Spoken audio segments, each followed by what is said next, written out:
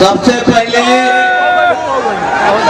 हम यहाँ दिनारा विधानसभा के दूर दूर से आई सब जनता के प्रणाम करतानी। रवा सबके सने प्यार पिछला 5 साल से मिलता, पिछला 5 साल से रवा सबके प्यार मिलता। और वैसे भले हम चुनाव हार गई, लेकिन एक बार भी राव प्रेम में कमी ना हुई।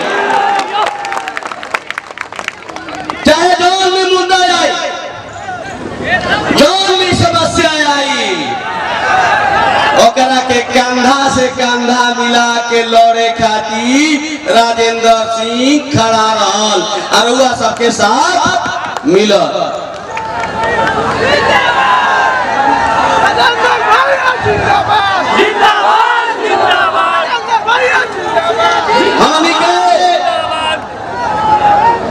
पिछला 5 साल से अब 15 साल से 15 साल पहले से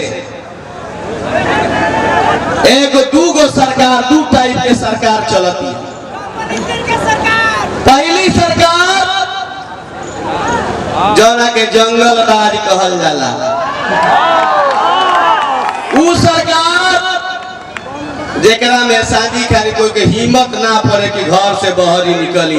4 बजे दरवाजा बंद हो जाता रहे, बंद होकर रहे कि ना होकर रहे।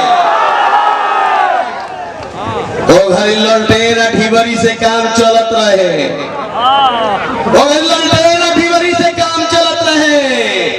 अब वो जुग खत्म हो गई, अब वो जुग आवे वाला नहीं थे। एगो सरकार रहे जो पति पत्नी के सरकार रहे, साला ससुराल के सरकार रहे, यहाँ गुंडा राज क्या आतंकवाद राज कायम रहे। वो सरकार से निजात दिलौनी जा, ऐसा सरकार बनौनी जा जो अपना के सुशासन बाबू कहलाए लगल, अपना के सुशासन बाबू कहलाए लगल।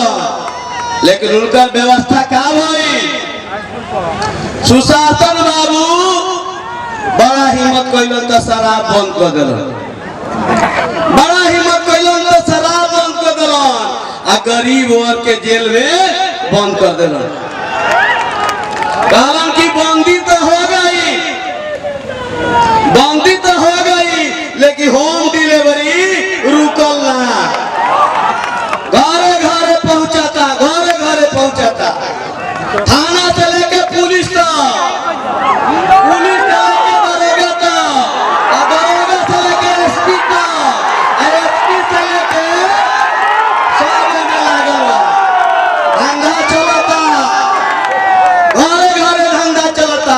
नौजवान के रोजगार तो मिल गई, नौजवान के रोजगार मिल गई, माई बहनिया बड़ा खुश भई रही से। अब तो लड़ाई बंद हो गई, अब हमनी के आदमी बड़ा सुधर गए। अब ये दूजा दुख हो गई।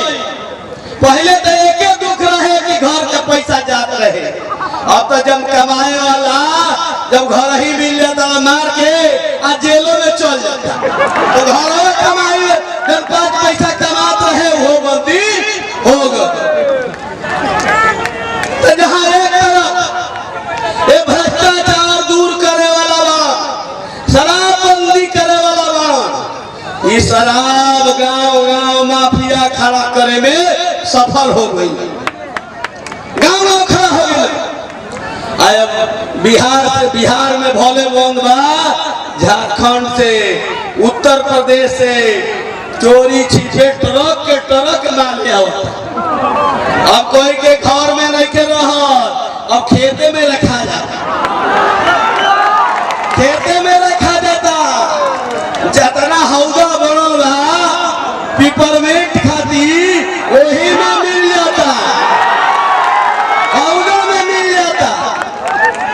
अब ये बड़की सरकार जाना के उसी के खेत में मिला था, ठीक कहता हूँ।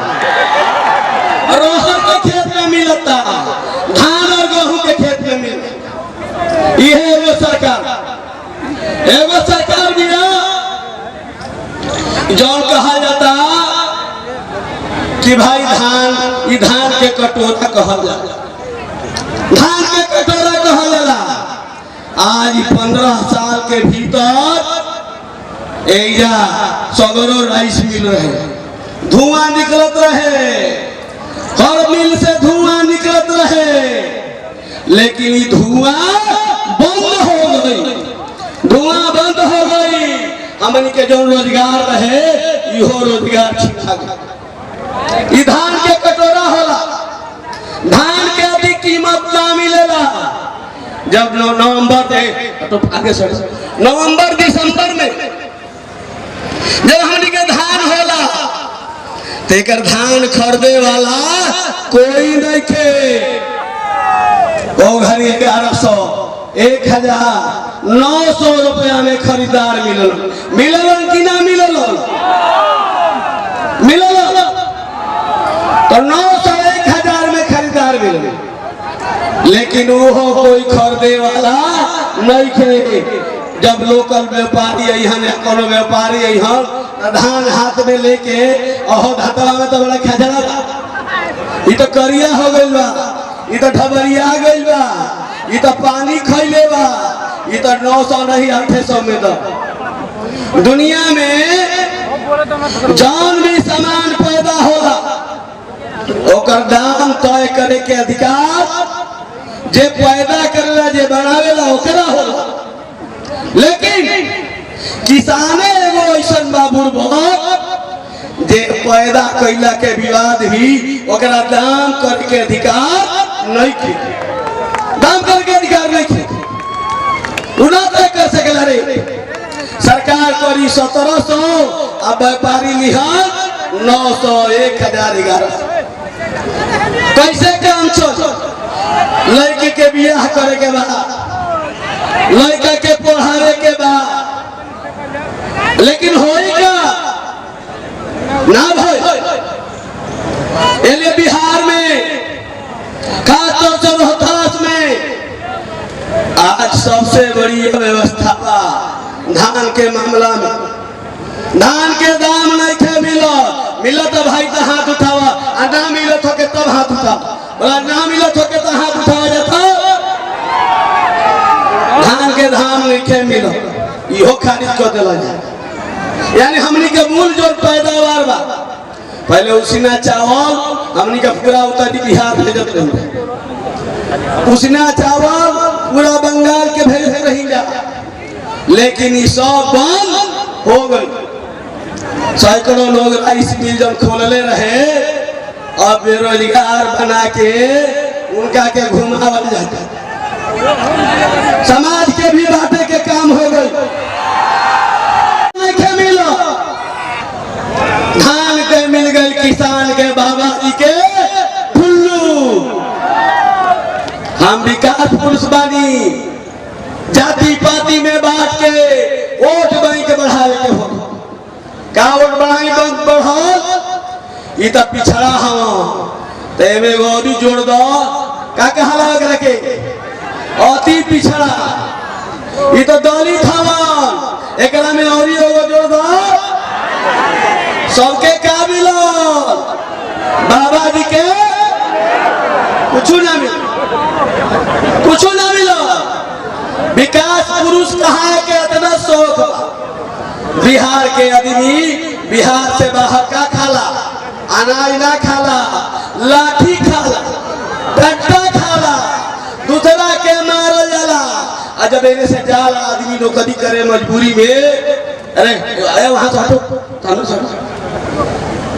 जब बिहार में आदमी आवेला तो बिहार जब जाला, बिहार से बाहरी तो ट्रेन के दुर्दशा क्या होला? ट्रेन में ऐसा होला जैसे बोरा का साड़ी लागेला कि ना हो? अरे हाँ लागेला तो हाथ उठावा, बुझाला कि आदमी पर आदमी चढ़ल, आदमी पर आदमी चढ़ल बा, उनका के कुछ मिलल उलल जावन तो शिवसेना वालों के लाठी खा। ये तो बिहारी है, बिहारी है, बिहारी है। बिहार को गाली दिलाने का काम किया है, इन दोनों ने गाली दिलाने का काम किया है। एक तरफ जो जेल में बंद है, एक तरफ जेल में जाने वाला है, ये दोनों ने बिहारियों का अपमान किया है, बिहार वासियों का अपमान किया है, बिहार के लोगों का अपमान किया है। पहले तो जो लोग पलायन कर गए थे, कुछ लोग तो औने पौने दामों में जमीन जायदाद खरीद लिए हैं, कुछ लोग वहां जाके भी नहीं खरीद पाए। यही समाज था जो पिछड़ा और दलित था, सबसे बाद में गया है, सबसे बाद में गया है। बिहार में जितने किसान थे अब धीरे धीरे मजदूर हो गए, न खेत बचल और न उनका हिस्सा बचल। तो खेती 2 बीघा खाती जवानी काहे लगाओ, चलो बहरिए चल। आज सरकार कहती है मोदी जी ट्रेन चलाए। मोदी जी ने कहा कोरोना में हर बिहारी बाहर से आएगा तो उसको ट्रेन चलवा, लेकिन इन्होंने क्या कहा, हम बिहार से बाहर के लोगों को ला नहीं सकते हैं। क्यों? क्योंकि उनकी चिंता इनको, इनका दर्द इनको, एक इनका दर्द है, वोट बैंक का दर्द है, नोट बैंक का दर्द है, भ्रष्टाचार वालों को प्रश्रय देना इनका केवल काम है, भ्रष्टाचारियों को केवल संरक्षण करना का। न बिहार में बिहारियों को जितना अपमान हुआ है पूरे भारत में, पूरे भारत के बाहर, वह बिहार जो चाणक्य की धरती है, जो चंद्रगुप्त की धरती है, जहां पर बड़े बड़े महापुरुष पैदा हुए, लेकिन उस बिहार में जितना अपमानित 2 मुख्यमंत्रियों ने किया है उतना कभी किसी ने नहीं किया, कभी किसी ने बिहार का अपमान नहीं किया।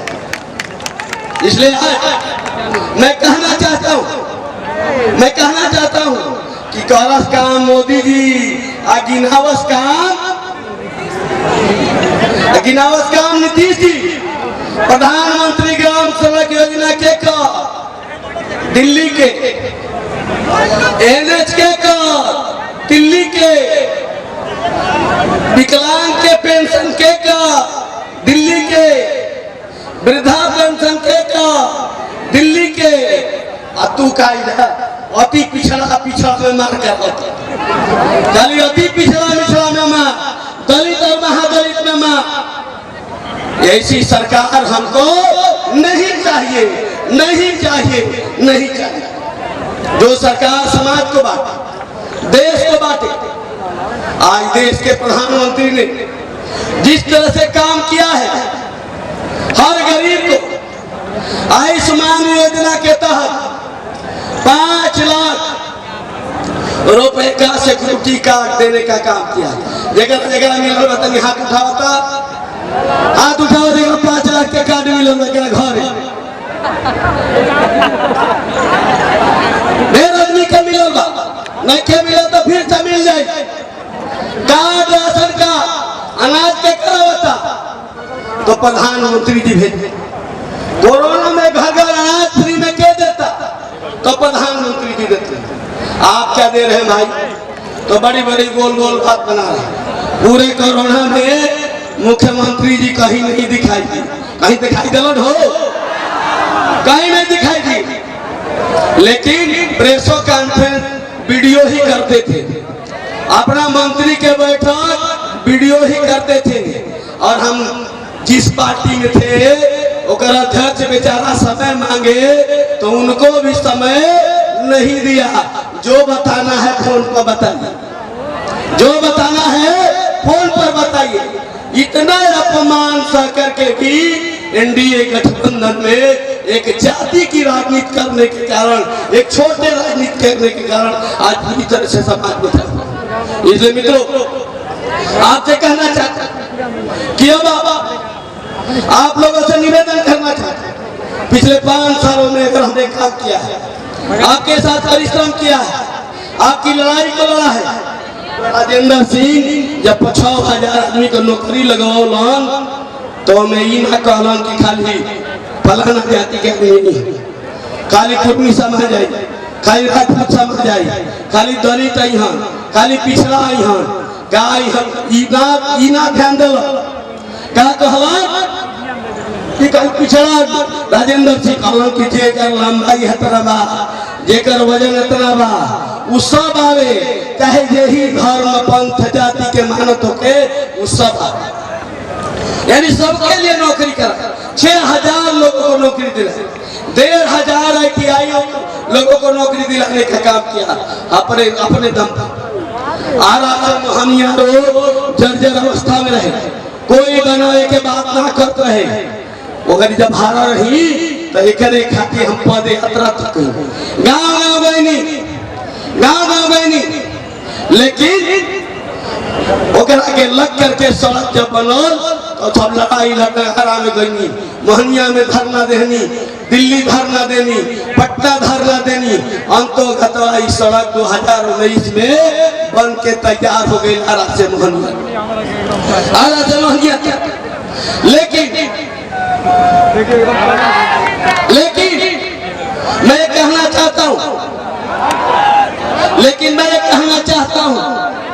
लेकिन मैं कहना चाहता हूँ, कि सबसे पहले सड़क आरा मोहनिया में रोड में बना, और यही नहीं, किसान के धान के दाम की लड़ाई लड़ने वाला राजेंद्र सिंह है। आगे अगर आपने हमको वोट दिया, आपने हमको जिताया, आपने हमको अपना अपार समर्थन दिया, तो दिनारा विधानसभा पूरे बिहार में नंबर 1 बनेगा। जो चिराग पासवान जी का अभियान है बिहारी फर्स्ट, तो दिनारा फर्स्ट होगा, दिनारा फर्स्ट होगा। अभी तो भारत में कल चर्चे चलता दिनारा, अभी तो भारत में चर्चे चलता, कौनो चैनल खोला तो दिनारा के नाम जरूर आई, बिहार के चुनाव के आई तो जरूर आई। एक आदमी कहलान कि भाई राजेंद्र सिंह तो मजदूर है, क्या कहला? मजदूर है, राजेंद्र सिंह मजदूर है, मजदूरी बोझा लेके चलता है, बोझा लेके ब्लॉक पर घूम जाता है। तो राजेंद्र जी बताइए, मजदूर होना बुरी बात है क्या? किसान के लिए लड़ना बुरी बात है क्या? लेकिन सबको दर्द होता है। ये तो मजदूर है, ये तो विधायक वही हो सकता है जो काला चश्मा पहनता है, विधायक वही बन सकता है जो शीशा बंद करके चलता हो, वो विधायक नहीं बन सकता। राजेंद्र सिंह किसी बच्चे को गले मिल लेता है, किसी गरीब से हाथ मिला लेता है, तो विधायक नहीं बन सकते हैं ना? बन सकते हैं तो हाथ उठाइए, जरा हाथ उठाइए, यानी गरीब भी बन सकता। हमने कहा भाई जब चाय बचे वाला देश के प्रधानमंत्री बन सकेला, देखो मजदूरी के आवाज उठाने वाला, एगो किसान के आवाज उठाला, एगो विधायक ना बन सकेला। अपील करते, आग्रह करते, बहुत आदमी बोरा खुले वाला बा, क्या खुले वाला बा, क्या खुले वाला बा। एक आदमी कहला कि अरे भाई कहा रहे, एक आदमी का फोन कर गाली दे रहे थे, एक नेताजी कहलन कि ओकर कुल और तूर दे ले, कुल और तूर दे ले रानी। राजेंद्र सिंह का का तूर बा, हमारा तो हवाई चप्पल पर भी चलावे के बा, कोनो ऐसा थोड़े बा कि हमारा बड़का सैंडल जो पहले के चलावे। राजेंद्र सिंह को क्या तोड़िएगा, ये तो फक्कर है, ये तो 1 मिनट में सब छोड़ के चल देगा, 1 मिनट में छोड़ के चल, इसको क्या तोड़िएगा। हमारे साथ इतना जनता है, इनका आवास नहीं है, इनका गाँव जाकर कहा दुसाधो के गोड़ लगेला, चमारों के गोड़ लगेला, पंडितों के गोड़ लगेला, बाबुए साहब के गोड़ लगेला।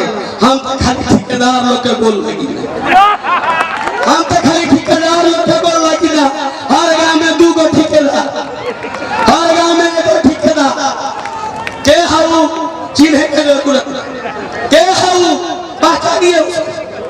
के हा गौवा का पूरे के तरफ दुए गोए ने उन्हें बस दुए गोए ने उन्हें बस अच्छी पहचानने की जरूरत है। झोला लेके जाता हो तो कहा ले कहा मैं पहले कहला कि भाई खाना गाँव ट्रांसफार्मर लिखे तो 50,000 रुपया दे गाँव के नाम भी खोल देते गाँव के नाम हम पढ़ा दिया दावत बुला एक दिन अगर आप पता कर लीजिए अगर झूठ बोलता गौवा वाला लड़का पता लगा कि 50,000 तू लो गाँव का लड़का 2,000 तक बजे इकट्ठा किया था एक हम थक लो 1 लाख तू 1 लाख वापस तहार 50,000 निकल लिया जी ओकरा मतलब में 1 लाख का हरबंदपुर टोला चौधरी के लोग खाता बेचा ये लोग खरीदे वाला भाई एक दिन दंतेता जी कहला कि राजेंद्र तो बूथ सगरो डगर चले हर गरीब का हर अमीर का हर ब्राह्मण के हर राजपूत के यहाँ हर जाति के यहाँ जाकर के हाथ कर जोड़ते हर लोगों से मिलते लेकिन हम का दिनारा विधानसभा के चटनी समझी का समझी ना 2 महीना में चाट जाए तो आपकी औकात 2 महीने की आपकी औकात 2 महीने की 5 साल आप गाड़ी में शीशा चढ़ा के चलेंगे और 2 महीने में आपको चटनी जैसा ऐसा होगा क्या इस बार ऐसा होगा क्या इस बार आप चाट जाएंगे चटनी की तरह आप चाटिए चाट जाएंगे ना आप चाट जाएंगे ना चाटेंगे ना अगर हाथ उठाइए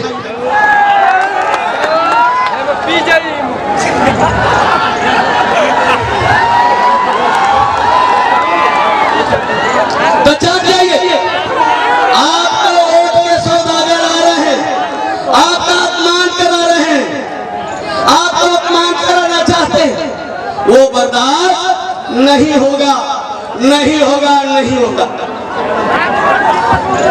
इसलिए बेईमानी की जाती आज आपकी संख्या देख के आपको देख के सबकर छाती फाटता सबकर छाती फाटता सब कहते अब क्या होइए भाई ये तो जौन डंडा लेके खड़ा बा पिछले 2 बजे से मैदान में 1 गोल पे खड़ा बा अब क्या होइए भाई चिंता मत करी चिंता आ रहे आप रुकिए अभी हमको उनका आदेश हुआ तो बोल रहा हूँ चक्की जैसा चाट जाए तो इसलिए आप चाटने मत दीजिए गाल से हमारे कुछ लड़के नौजवान तय किए हैं कि भैया हमारे यहाँ जहाँ जहाँ वोट पे चढ़ाए वाला बा तहाँ 10 आदमी पहरा दिहल जाए 3 दिन पहरा दिहल जाए लाठी लेके खड़ा रहल जाए जैसे जैसे वोट खरीदवा घुसुहा हमने के खाली कह दे भारत माता की लोक जनशक्ति पार्टी की नरेंद्र मोदी की रामविलास पासवान चिराग पासवान ये हम कहेंगे आप हमको रोक नहीं सकते आप जब वोट खरीदने जाइएगा तो हम लाठी डंडा लेके खड़े रहेंगे ये खड़े रहेंगे ना इसलिए मित्रों सब साजिश चलता साजिश पर साजिश चलता 6 करोड़ में टिकटों खरीदा गई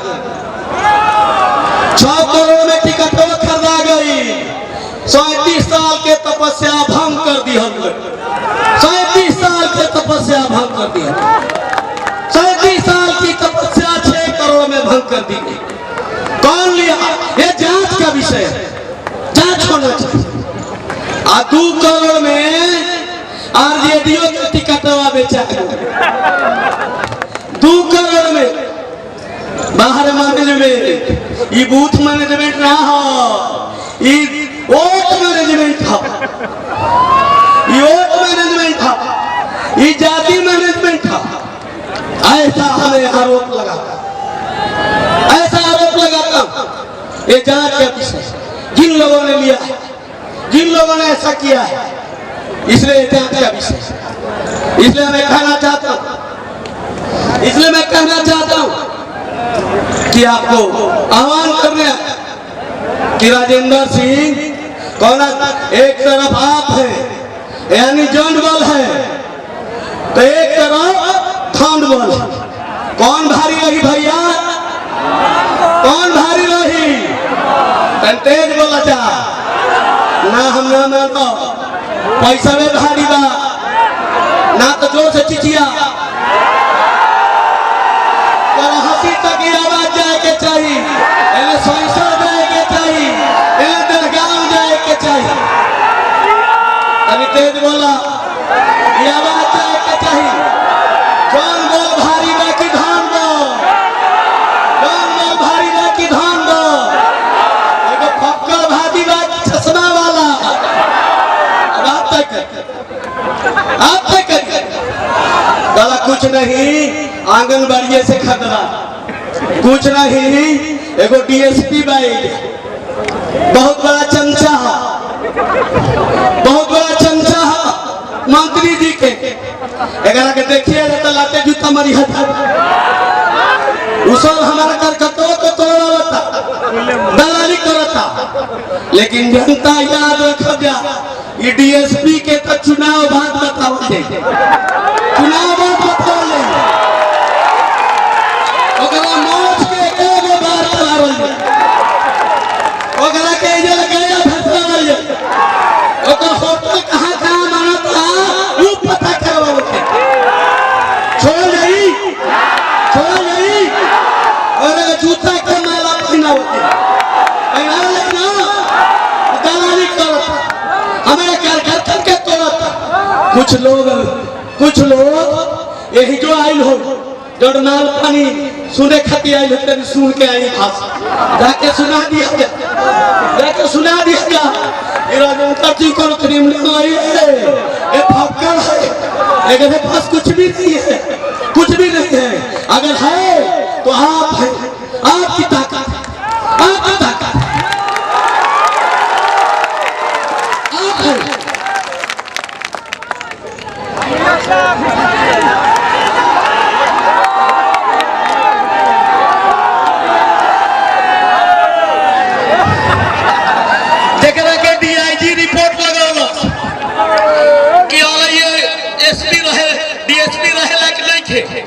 देखरा के डीजीपी गुप्तेश्वर पांडे जगरा खिलाफ कार्रवाई कइलो, वो हवे डीएसपी का, वो है डीएसपी का। ओकरा से डीआईजी कहला, एगो डीआईजी कहलन कि अरे भाई फलाना जी, आप फलाने जी को क्या करते हैं, फलाने जी को क्या करते हैं, कब बचा लेते? तो कहा क्या रे हमारा तू एसपी बनो लगा का? अरे दे 2 महीना के बाद रिटायर हो जाई, जितना लूटे के बाद तो रखवालन से और विधानसभा में भालू वालन से उतना हम लूट ले, हमारा एसपी बनावे के थोड़े बता रहे, हमारा रिटायर हो जाए। तो बताइए ऐसा भ्रष्ट अधिकारी कौन को शासन में चाहिए का, कौन शासन में चाहिए? हमारा कार्यकर्ता के तोड़त, हमारा कार्यकर्ता के अगर गाँव के पंडित जी लोग के हाजिरी होता 36 गो आदमी 9 हाथा में सुतत, ये बाबा चुनाव में आई ना, अरे बच्चा पॉलिशन की डीएसपी कोइले बा, हमने के 36 आदमी 9 हाथा में हरी के देते, और रोज हमने कितना पैसा नहीं थे कि आज जाए और वोटो एक दिन आओगे। बताइए जहाँ ऐसा शासन चलता, उसको हम कह रहे सुशासन। कैसे कहे सुशासन, कौन मुंह से कहे सुशासन? इसलिए सवाल खड़ा, यही नहीं आपको मैं बताना चाहता हूँ, कि आप बोलो जो, क्योंकि आपकी ताकत से मैं लड़ने वाला, आपकी ताकत से मैं जूझने वाला हूँ। थोड़े समय में चिराग पासवान जी भाई लौट आ रहे, हेलीकॉप्टर से चल दिए, लेकिन हेलीकॉप्टर खराब होने से दिक्कत हो गई, क्योंकि हर चीज में तो जैसे टिकटवा ना मिलत वैसे भाषण हो आवेला के आवे में सब दिक्कत करता कुहन आवे के बचना वाला ना आवे के चाहिए, लेकिन इधर तक जनरे सीट पर आग तो बाड़ा की ना हो चिराग ये यहाँ से आग लग जाई, हाहाकार मच जाई। मैंने देखा उन्होंने कब बंगला में कमल, बंगला में कमल, बंगला में कमल और हर महादेव कैसे होई। आज हमारा तकलीफ कम नहीं खे, हम तकलीफ के भी बात नहीं ये लोग से कहल चाहतन।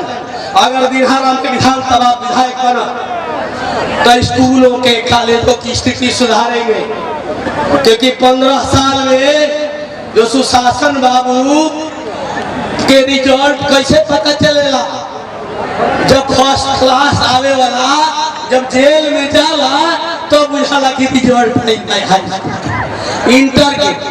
एक से पहले रिजल्ट पता चलेला का, एक से पहले रिजल्ट पता चलेला का, काहे कि जब जेल में चल जाला टाप तो पता चलेला कि रिजल्ट आ गई। ये माटी का रिजल्ट था, थोड़े दिन बाद पता चला नेहा कुमारी जेल में, सुंदर कुमार जेल में, काहे कि भ्रष्टाचार रूपी शासन चलाने का जिसको जाति पाति के राजनीति कर देंगे ना, आवाज में तुम नहीं थी अभी ना हमारा बैठ नहीं था, अभी ना बैठी ना तो बैठ बोलो जा हमारा कोनो दर्द नहीं थे, हम अभी ना बैठ सकी ना तो हाथ उठा के बोली कि हम निकल हाथ उठा के बोलिए बोल रहे ना, तो आप लोग सावधान हो जाइए। इसलिए एक एक वोट की रक्षा करनी है, अपने मतों की रक्षा करनी है, नहीं तो बहेलिया आएगा, बहेलिया आएगा, जाल बिछाएगा और फंसना नहीं, फंसना नहीं, फंसना नहीं। देखकर दुसाध जाति के कोई इतिहास मालूम है कि ना, राजा पराक्रमी लोग हो, ये जुझारू लोग हो, योद्धा लोग हो,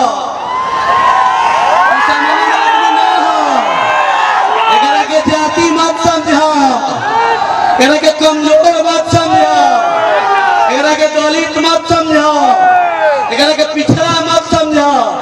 ये लड़े वाला चाहते हो, लड़े वाला चना लड़ा दी, होश में आ जा, एको बूथ गड़बड़ भाई तो सब लोग जो है से रहिए तो कहे तो कुछ कर दिया था।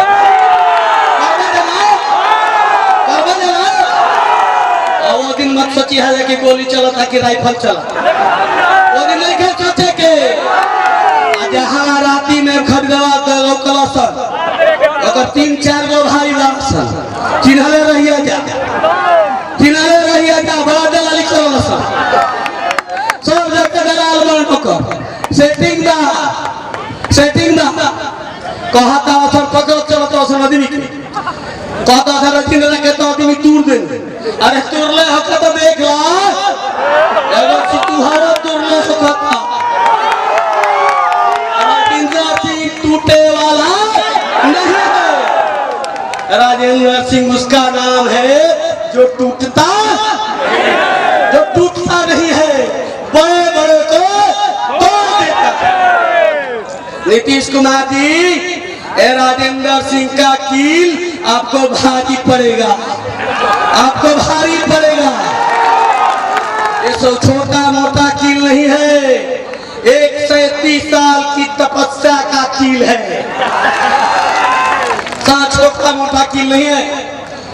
इसलिए आपसे आग्रह करना चाहता, आग्रह करना मेरी लालसा विधायक और सांसद बोलते की नहीं है, लेकिन आपकी लड़ाई में लड़ूंगा, आपके विकास की लड़ाई लड़ूंगा। हम लड़ने का कोई हमको रोक देगा क्या? लड़ने के लिए हमको रोकेगा भाई? इधर पीछे बोलिए, इधर बाएं साइड में कोई रोकेगा क्या? कोई नहीं रोकेगा। लगता है कि आप मेरी जान में जान डाल रहे। कहा राजेंद्र सिंह 550 गाँव घूम गए कि ना भाई?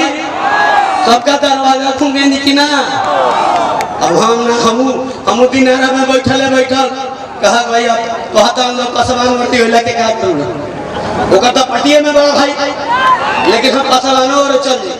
पंडित जी कहाँ पे देवे करेगा, बाबू साहब यहाँ देवे करना हर जाति। कहा राजेंद्र सिंह के एक आदमी आई, कहा भाई राजेंद्र सिंह के 3600 जात के वोट मिले। कितना जात के? कहे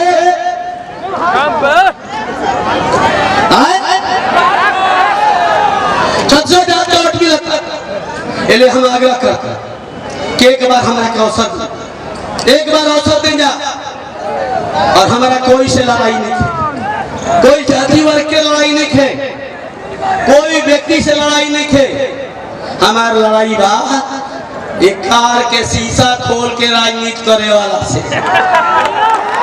हमार लड़ाई बा जे जाति के राजनीति करता ओकरा से, जे कार्यकर्ताओं का अपमान करता है उससे, जो 2 महीना में चटनी चाटता है और कहता जीतब ना तो जीतहू ना दे,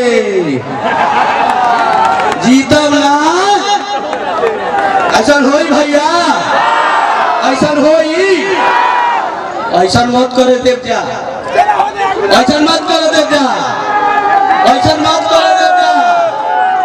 कहा कि ऐसा मत करे देव जा, नता जौन बा ऐसा करने से पापी लोगों का मनोबल, भ्रष्टाचारियों का, बोरा खोलने वाले का, आपकी कीमत घट जाएगी। इसलिए आप लोगों से आग्रह बा, सबसे निवेदन बा के निहत्था आदमी के मदद करी। ये 5 गाड़ी राइफल वाला ना हो, ये 5 गाड़ी राइफल वाला ना हो, बुखार उतारे वाला ना हो, ये बुखार उतारे वाला ना हो। ये के हो 10 मिनट में आ जाएगा। बुखार उतारने वाला ना हो।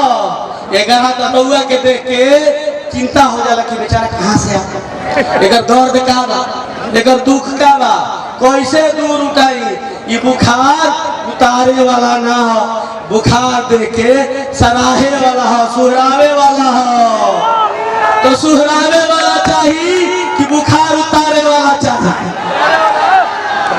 जतना ओकरा प्रचार में देखी है सब सोचिए के माल लेके आइल बा, का लेके आइल बा? माल लेके आइल बा। जतना ओकरा बारे में प्रचार करी हो ये मत जरी हो कि बड़ा सीधा साधा ये माल तुम ले, झोरा में से कुछ झोरा ले ले बा, झोरा के हिस्सा भरल बा। ध्यान रखिए जब है अरे ओ टॉकर जा अगरबा जरा काल से गांव तय कर जा और पंचायत में कि हमार 10 आदमी के ड्यूटी हरबंशपुर टोला पर, 10 आदमी के राजपुर टोला पर, 10 आदमी के का सबसे अधिक बेचाए के बाद पैसा के बात करके हमनी के अपमानित कर जाता, बेइज्जत कर जाता, बेइज्जत कर जाता कि नहीं कर जाता, बेइज्जत कर जाता कि नहीं कर जाता। इसलिए रोशन निवेदन कर के वापस लौटाई नहीं, गाँव में वोट करी जा, गाँव में जाइया। अब खाता लो अब चली तनी हमार प्रचार कर दी, आदमी खाता कि 5 साल तक पूछला ना दिन आई वक्त कहता कि चली प्रचार कर दी तो 15 साल बनाम 5 साल 0 साल। राजेंद्र सिंह गाँव तनी रौरे चर्चा तो चलत रहा। हम सोचनी का भाई का चर्चा चलता, हरावे की चर्चा चलता का हो ना भाई, रौरे चर्चा चलता, जितावे के चर्चा होता। आदमी जन हार के इतना काम कैल तो जीत जाई तो कितना काम करी आदमी के ना कहता ना कि हार जाई तो इतना कैल आ जीत जाई तो कितना करी हम रउआ खाती दिनारा विधानसभा खाती हम समर्पित बानी से आग्रह करत निवेदन करतनी प्रार्थना करतनी कि रउआ सब लापरवाही मत करब जा। पिछली बार भी हम जीत गए रही ना लेकिन हमारा संगे खेला हो गई ए मेरी खेला ना होके के चाहिए खेला ना होके के चाहिए तो अकेले हमारा कहल से हो जाएगी सब कोई हाथ उठा के कहीं खेला ना कर दिया सब कोई हाथ उठा के करेंगे आए भैया हेले खेला हो हाथ उठावा खेला ना हो होश में आ जा बहुत हो 2 महीना के चटनी ठीक ना करोगा सब मदद करिए हम अगर विधानसभा विधायक बनब तो हम प्रयास करब कि दिनारा में एग्रीकल्चर बेस्ड इंडस्ट्री खुले के चाहिए एग्रीकल्चर बेस्ड इंडस्ट्री खुले के चाहिए दिनारा में धरनी धाम जैसन तीर्थ स्थल बाकी ना पहले पूरा शाहबाद के मसाला खरीदात रहे ना हो जरा पर बुजुर्ग बात है यहाँ पर पूछिए मेला जाते एक तो हूँ मेला में हेरा गई थी पूरा संगे गए रही वही में हेरा गई इतना बड़ मेला लगा चाहे ओझा के नाची आवत रहे बाका वाला का घेरली लागत रही लेकिन आज भूलनी धाम भुला गई उतना पुरान मंदिर को याद करने वाला नहीं थे राजेंद्र सिंह हार के भी भलुनी भवानी के गेट बनाता कि ना के लिए भलुनी धाम के गेट बनवावत कोरोना ना आई रही तो हम लोग फोटो देखौती हसन बनल लेकिन तब वो घर में काम लाग गई बा कोरोना के चलते तले हमारो कोरोना हो गई लेकिन तुरंत जैसे ये संक्रमण काल बंद होगा दोनों तरफ का गेट सरना की तरफ और राजपुर की तरफ गेट बन के खड़ा होगा। अब हल्दी धाम को प्राचीन जो हमारा स्थल है ओकरा के स्थापित करने के कोशिश कर यानी फलनी धाम महोत्सव बना के देश के और विधानसभा और जिला के लोगों के बुला के महीना कार्यक्रम चली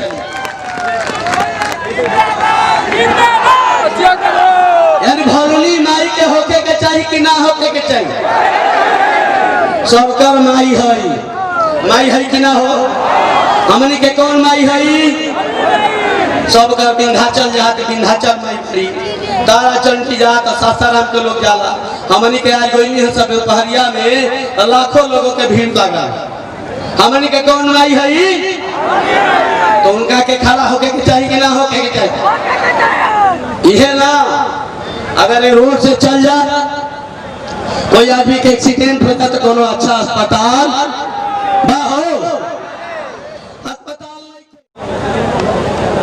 अभी देख ली हमने क्या अत्याचार सासाराम में चिराग पासवान जी के 1 घंटा रोक दिया गई जिलाधिकारी द्वारा ये हमने के कार्यक्रम के रोके के व्यवस्था बनावा जाता अब उनका के कहल गई रोक दिया गई लेकिन 1 घंटा उनका के रोक दिया गई प्रशासन द्वारा काहे की सच बोले खाती रोकबा सुशासन के सरकार बा कहाँ रोकबा 28 के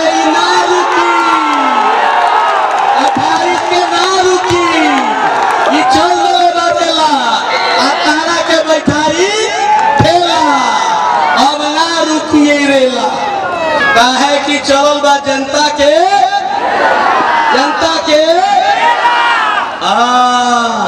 तब उनका होश आ जाए के चाहिए, होश आ जाए के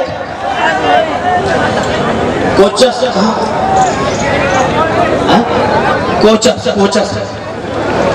कोचस से आगे हम आ रहा, चिंता मत करो, ओहन जरूर चिराग हो रतिये में जगला, चिराग है रतिये में जगला, चिराग है कर लो बुझी ना, कर लो बुझी ना, कोई अपना बुझाई कि लो बुझे वाला चल गले, ठीक ना। इले का गरीब का अमीर का सब कोई के हमरी के हमान, सब कोई के हमान ए मोदी जी कल कहला कि रामविलास पासवान जी हमारे पुराने मित्र हैं, मरते दमे तमे तो हमारा साथ दिए हैं, इनको मैं नमन करता हूं बिहार की धरती पर। लोग सोचते रह गए पानी फिर गई, रामविलास जी राम जी के यहाँ चले गए, लेकिन चिराग हमको दे गए, भले चले गए लेकिन चिराग हमको, इसलिए आपसे निवेदन करना चाहता, थोड़ा धैर्य रखिए, थोड़ा हिम्मत रखिए, जाइए मत, चिराग जी भागे दौड़े आ रहे हैं, भले देर हो जाए, अंधेरा से उजाला हो गया, रोशनी एक ही होती है, सूरज एक ही होता है, रोशनी चारों ओर होती है, इसलिए आने दीजिए, इंतजार करिए, करेंगे ना, हाथ उठाइए, इंतजार करेंगे तो वाह भाई, जाइएगा मत, चाहे जय बजे चिराग भैया, कोई जावे वाला और राजेंद्र सिंह के जबले विधानसभा ना पहुंचे हम तब नहीं जाए सुते वाला,